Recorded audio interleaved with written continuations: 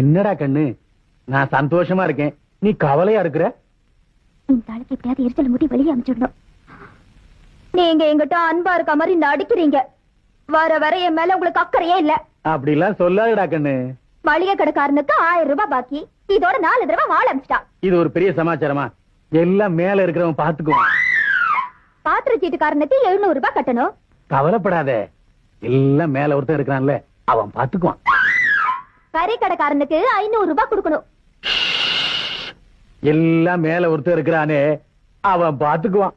என்ன எல்லா கடனையும் மேல இருக்கிறவன் பாத்துக்குவான் எனக்கே சொல்லிட்டு இருக்க. கட்டில கீழே ஒருத்தர் இருக்கா, அவங்கிட்ட பாதி கடனை ஒப்படைங்கடா. ஏய், ஆக்குடா. ஒரு